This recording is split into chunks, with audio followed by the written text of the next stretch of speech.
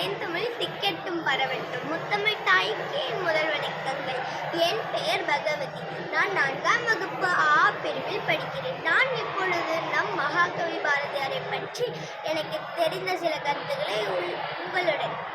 அச்சம் தவித்த ஆண்மை தவறாமல் ஏறுபோல் நடந்து கொடுமையை எதிர்த்து நின்று சரித்திர தேர்ச்சி கொண்டு சாவதற்கன்றாமல் செய்வதை துணிந்து செய்து சொல்வதை தெளிந்து சொல்லி நெற்று சுருக்கிடாமல் நேர்வட பேசி நைய புடைத்து பிணத்தினை போற்றாமல் புதியன விரும்பி பெரிதனும் பெரிது கேட்டு போர்த்தொழில் பழகி மானம் போற்றி ரௌத்திரம் பழகி வீரியம் பெருக்கி வைய தலைமை கொண்டு தமிழாளும் தமிழுக்காகவும் வாழ்ந்தானே ஒருவன்.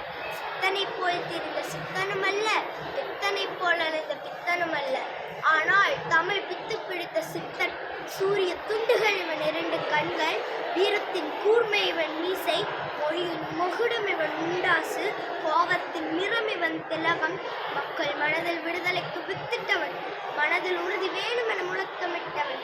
நான் வீழ்வேன் என்று நினைத்தாயோ என்று கர்ஜித்தவன், செங்கோலை வீழ்த்த எழுதுகோலுக்கு சக்தி கொடுத்தவன், திண்ணிய நெஞ்சம் வேணும் என தினம் தினம் சொன்னவன், மோகத்தை கொன்றுவிடு இளையல் மூச்சை நிறுத்திவிடு எச்சரித்தவன், சாதி எனும் சாவுக்கு சவுக்கடி தந்தவன், சொல்லி சென்றவர்கள் மத்தியில் சொல்லி செய்தவன், அச்சமில்லை அச்சமில்லை என அஞ்சாமல் வாழ்ந்த அக்னி பறவை இவன், இந்திய பத்திரிகையில் கார்ட்டூனை அறிமுகம் செய்து காவியங்கள் படைத்தவன், புலவனாய் பத்திரிகையாளனாய் சுதந்திர போராட்ட வீரனாய் பன்முகம் தோற்றம் கொண்டவன். புகழ்பாட 1000 காரணம் உண்டு.